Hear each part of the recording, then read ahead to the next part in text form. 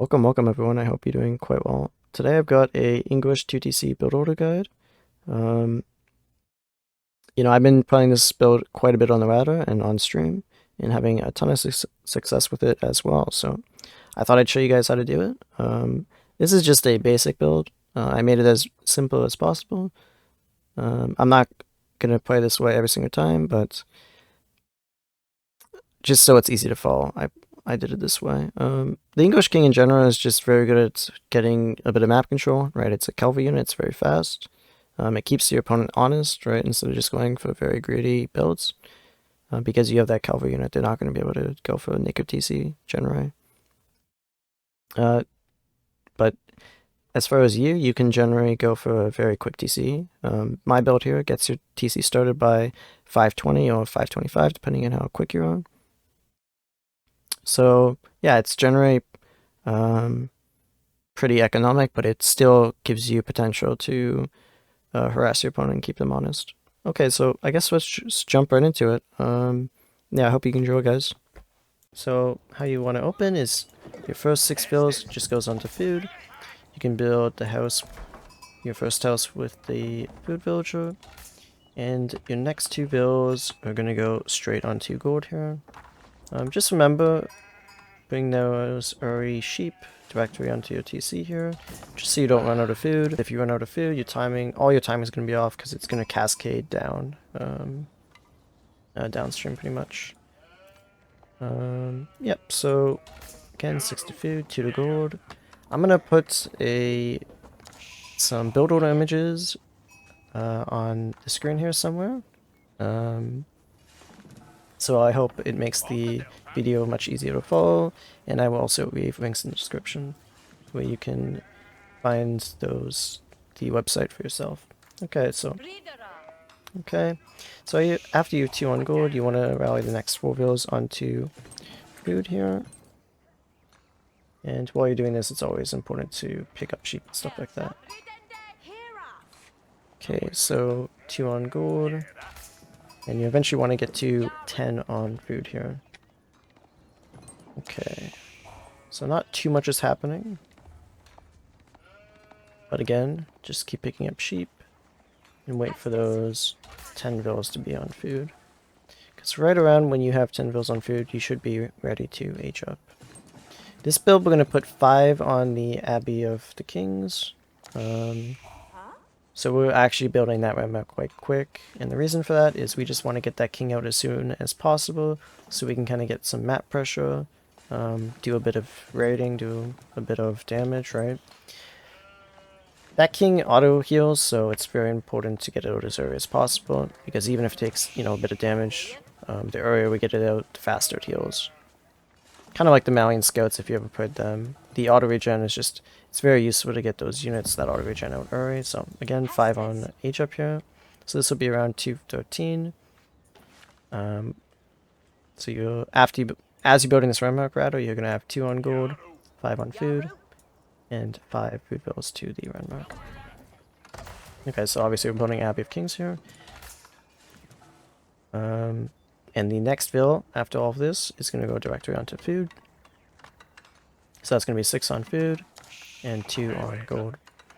So after we have 6 on food, 2 on gold, we're going to rally the next 3 villas straight onto the wood rhine here. And because we're putting it on this wood rhine, we need to build that rumble camp as soon as it comes out. Okay, so I'm just going to talk briefly here about why we have 6 on food and 2 on gold. So by the time this Ramrock finishes, our gold villas are going to have exactly 100 gold pretty much, right? And our food is going to be pretty much balanced around 100 food, right? But just a bit of a tip here, right? So if you want to have consistent vill production on 1 TC, you want to have 4 food villas. Unless you're playing like a berry civ that gets increased food from berries, 4 on food is going to consistently allow you to produce villas without having any excess food, right? So, but because we want to build that king, which also costs 100 food, we need just slightly more than 4 on food, right? So essentially, 4 of the 6 food villas are putting straight into consistent field production, and the X's 2 so that we can build this king as soon as this round comes up. Okay, so the scout is continuing to scout, obviously, picking up sheep. One thing to just note, right? By the time this landmark is almost built, you want to have sufficient information of the opponent's base, right? Because you want to be rallying this king directly onto the opponent's gold and stone, because obviously those are the most vulnerable resources. So you just want to scout out his base. You kind of figure out, you know, where should I send my king immediately. And as you can see, right, I found his gold. You just want to rally that that king directly onto it. Okay, so second here I'm going to have 3 on wood. And after you have 3 on wood, you can start getting that stone so you can build that TC, right? So in a second here you will see me rally this onto stone. There we go, okay. And it's important to do that before the landmark builds, just because after the landmark builds there's a lot of steps that that happen, and just, you know, rallying your villas to stone just gives you one less step to do. Okay, so additionally, I should have said this prior, but you want these 5 villas, while building this TC, to be shift queued directly onto wood, right? So as soon as this landmark finishes, you're going to have 8 on wood. And you're going to be rallying it directly onto the stone, okay? Okay, so just wait a moment here. Okay, so you can build this house. You can do it after the king builds. You can do it as just before the king is finishing, right? But it's just important that you want to be building this house with that field villager. But the timing is not super important. Other than, of course, you need the house as well. Okay, so this landmark finishes. First thing you want to be doing is you want to be getting that king out as soon as possible, right? After that king comes out, well, after you start building the king, you can start moving your gold villas directly onto stone as well. Because again, once that landmark finishes, you're probably going to be around 100 gold, and you can move them directly off of that because we don't need the gold anymore.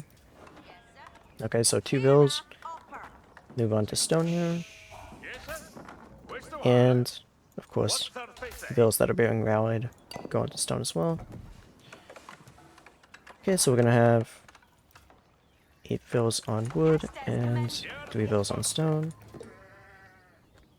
Going back to our earlier statement here, remember when we had 6 on food and we wanted that king production and the field production? Because we have already started building that king and we don't need the food anymore for the king, we can pull 2 villas off food here and leave only 4, right? Because 4 villas is going to give us that consistent field production, and that's all we need at the moment. We don't need to build any extra units, so essentially what I'm saying is you want to take 2 villas off food, we 4 villas on food, and take those 2 extra villas and bring them onto stone. Okay, so that's going to leave us with 4 on food, 8 on wood, and 5 on stone. And we're just going to keep rallying onto stone here in a second. Okay, so this is eventually going to be 4 on food, 8 on wood, 8 on stone. But for now, what we want to be focusing on is moving our king across the map and getting some raiding done.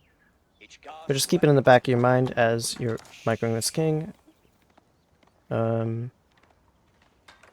You want to be putting villas back onto food when you have 8 on stone, okay?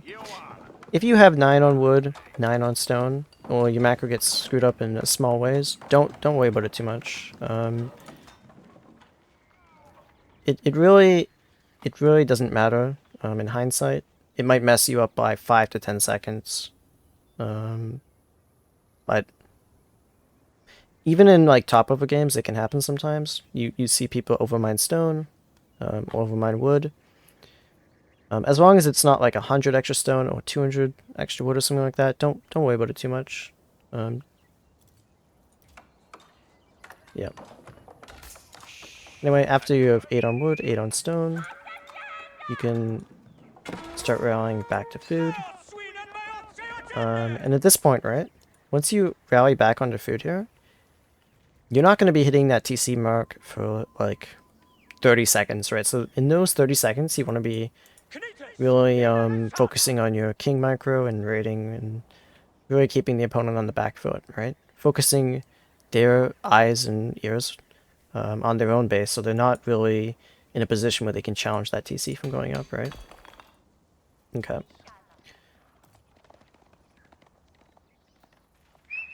So we're just trying to look at their gold vills and their stone, you know, mainly. If they have, you know, vills on berries, you can also harass that. But generally, we don't. Unless you're confident in your micro, I wouldn't go for the wood vills in general. Okay. Again, we don't really need to look at our base at this point, right?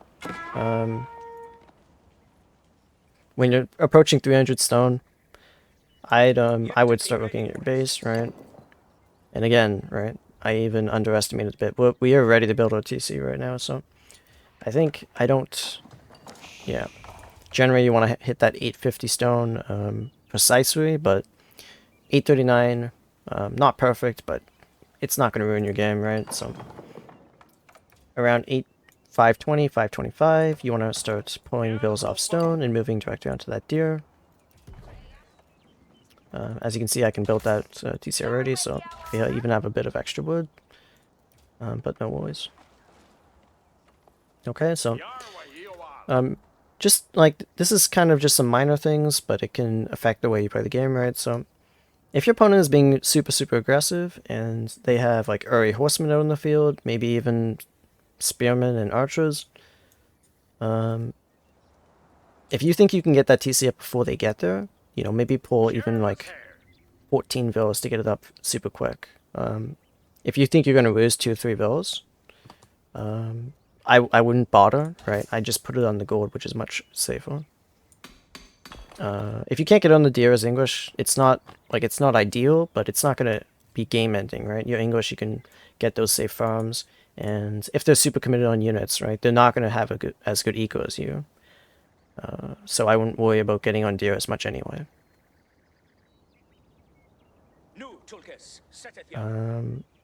But if you do see aggression, maybe don't be as aggressive with your king, right? Instead, maybe use your king to defend your TCs instead, right?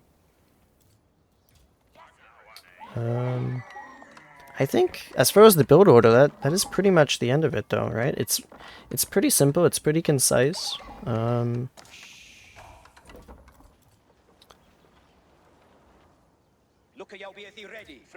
Yeah. What I will go over now is just the different ways that you can kind of branch out from this build order, right? So you could maybe even see like a quick castle after this, depending on what they're doing. Or if you like to be aggressive and feudal, it's very common with the king, right, to add like an Uri stable and go like mix in a bit of horsemen just to kind of leverage that king bonus, right? The healing and raiding and stuff like that. It also lets you take map control, which is always nice. So yeah, like I guess the 2 variations you'd normally see falling out of this build is you'd see like 2 to 3 stable and feudal play into like 10 horsemen into like a castle, or you just see like a direct castle into immediate knights, right? So generally this build is pretty economic. The main weakness of this build would be like it's not as easy to do game-ending feudal pushes because you don't have that extra production you would from the council hall, essentially, right? So as far as the video, I think that's gonna wrap it up.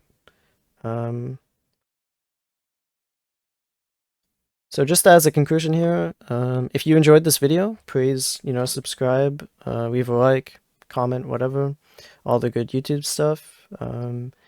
If you want to see more, I'll leave a link for my Twitch, because I do stream often, right? At least more than I do this YouTube kind of content.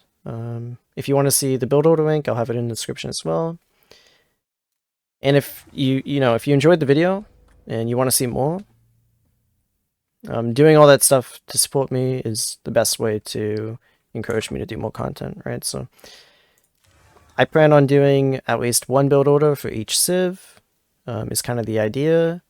And again, they're probably going to be very concise build orders just so they're very easy to follow, right? It's like 6 to 7 minute build orders for each civ.